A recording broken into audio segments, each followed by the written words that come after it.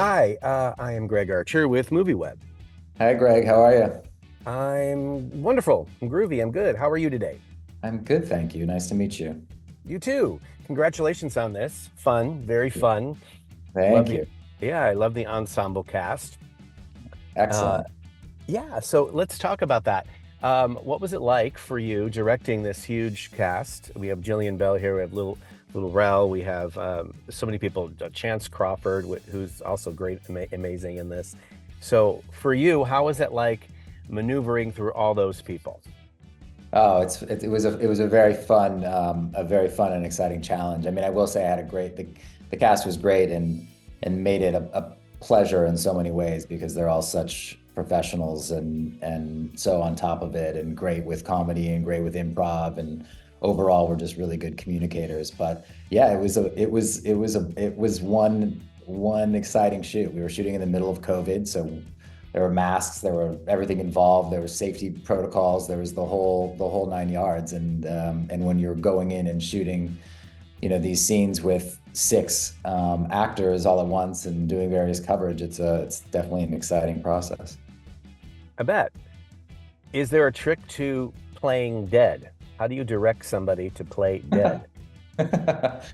That's a very good question. A lot of it is just holding breath and not being animated and making sure you're giving people time in between takes in order to sort of reset and do it again. Did you see the twist that was coming when you were first reading the script? Did you have a sense of who did it? I did not. I did not. I mean, I got the script. I mean, the script over like I think 6 or 7 years ago. It was interesting because it was before the sort of wave of mystery comedies that have come out, murder mystery comedies that come out, and there's obviously a very specific nod to the real classic closed room Agatha Christie whodunits in this script, and I was familiar with them to a certain extent. But I found the whole thing completely refreshing in terms of also just being this, really fun R-rated reunion comedy, seeing as the fact that we barely even see reunion comedies that much in the world. It's hard to even think about that many famous reunion comedies. So I was so excited by that. And when I was reading it, honestly, I was so taken by the kind of overall various characterizations and all of the different things that were happening that I read it first and foremost that way, but I did not see it coming at all. I love that. So let's talk about some of the actors in it, who all of them are really great. Chance Crawford, who is in The Hey, Boys, plays the Deep. yeah. Um, he's great. He's great here as Matthew. Um, can you talk about what it was like directing him and what you felt he brought to the role? Yeah, Chase was great. Chase was one of those one of the talent that we got a little bit towards the end when we were really trying to figure out. I mean, for me, casting it's really like a puzzle where you start and you get like you build your ensemble out as you go and kind of make sure that you're choosing people that you feel like could be great in the part, but you haven't seen exactly this type of thing in their wheelhouse before that they've played. Like you feel it, but it's not exactly something you've seen them do before. And then also who's going to work really well off of each other. And Chase and Billy Magnussen were actually real life friends, so it was a really great sort of logical thing to sort of go after. And I've been a fan of Chase's really since Gossip Girl because that's also my era and my generation. And then The Boys, obviously, like you said, has just come out and has been a great thing for him. So he was great and he was a joy and he just brought a lot of really fun and just good with comedy and just a great guy. Have you seen Chase in The Boys? Do you like The Boys? I do like The Boys. Yeah, I think it's a great show.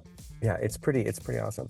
So, in working with Lil Rel, what do you feel he brings to the production, and what was he like as a producer as opposed to an actor?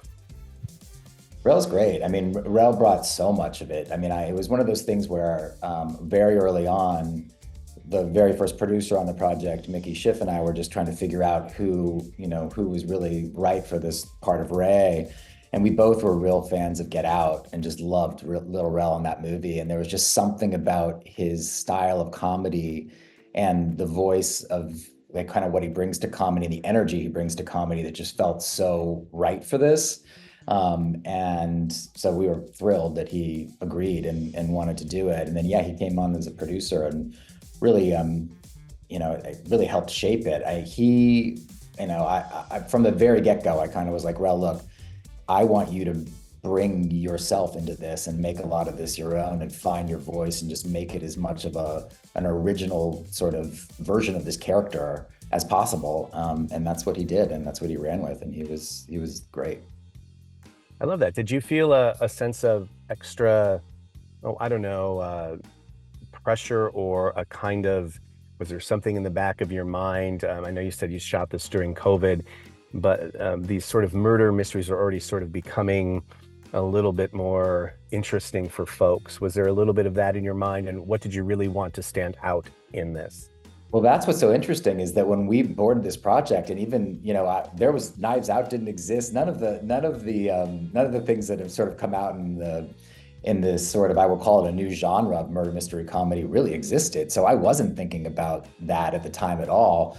But coincidentally, what's so great is that I do think that this is so different than anything else that exists in the genre, mainly because, as I mentioned, it really works also as a true like R-rated reunion comedy. I mean, this is really in the lane of being like, okay, we want to be, outrageously funny, as well as being a closed room whodunit.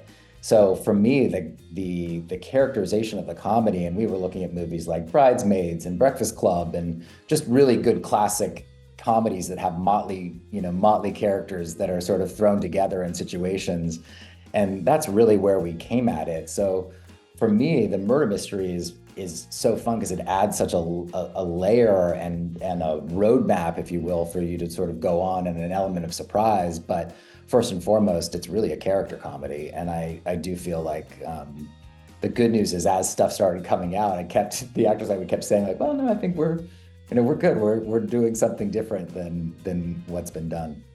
Right. I sort of felt like there was even room for a sequel. Oh, that's great to hear. Yeah, I mean, it is. I think that it's such a great concept, and the characters I hope, will live on in people's imagination. There's absolutely room for that. Yeah. Well, one last question for you. Who do you feel was the most kind of chill or funny on the set or off set while you were in production? That's a great question. I wish there was one way for me to be like, oh, there's a standout. Everyone just brought something different and wonderful to the process. And quite honestly, everyone had their own different personality and way of being that's very, I don't know, in keeping with the movie, in terms of like, all the characters in some ways feel so different and in their own lane, and yet they're still part of this, ensemble and really working off of each other. And that's kind of what the cast was like as well. They all brought such an individual, their own point of view to it, and yet worked so amazingly well together. I mean, they all are friends now today. It was a love fest for the actors, I think. I think it's so great. You can tell it really resonates on screen. Hey, thank you. Thank you so much for your time, and congrats on this. Thank you. Thank you so much.